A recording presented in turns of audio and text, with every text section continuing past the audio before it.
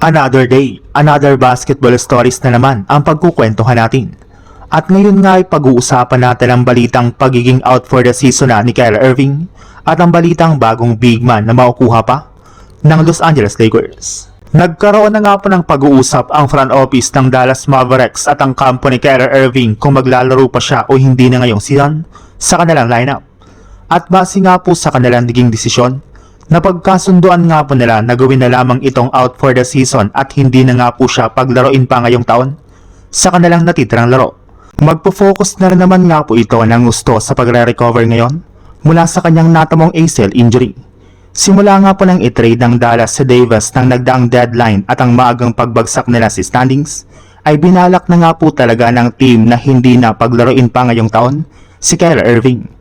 Kahit man nga po bumalik pa ito sa kanilang lineup ay wala na rin naman nga po silang tsansa ngayon na makapag-compete sa kampyonato. Yes, posible nga po na makaabot pa sila sa playoffs kapag naglaro ito, ngunit malabo rin naman nga po na makuha nila ang titulo. Kaya imbis na ipagsapalaran nga po nilang kalusugan at pangangatawan na Irving ay mas pipiliin na lamang nga po ng kanilang team na hindi na ito paglaruin upang sa ganon ay mas maging healthy ito sa kanilang kampanya sa susunod na season. Sa ibang balita naman, may ilan na nga po mga miyembro ng Lakers ang dismayado sa lamya ng ipinapakitang performance ng kanilang starting center na si DeAndre Ayton. Ito na nga po ang mismong rason bakit hindi siya nakakasama sa kanilang closing lineup at sa mga crucial minutes ng kanilang laro.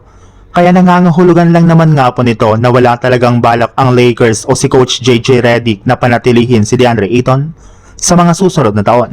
Bigla-bigla na lang naman nga pong bumabagsak ang laruan nito ng walang dahilan kaya hindi talaga siya nababagay bilang kapartner ng kanilang superstar na si Luka Doncic. Sa ngayon nga po ay may target na rin naman silang bagong center na ipangpapalit nila sa kanyang pwesto kapag tinanggal nila ito sa kanilang lineup sa darating na offseason. At ito nga po yung matagal na nga po nilang gustong makuha na si Nicholas Claxton mula sa Brooklyn Nets.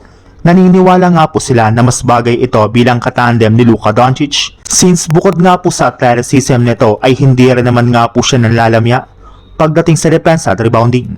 Mas maaasahan na rin naman nga po ito pagdating sa scoring na mapapakinabangan ng Lakers sa kanilang kampanya sa susunod na season.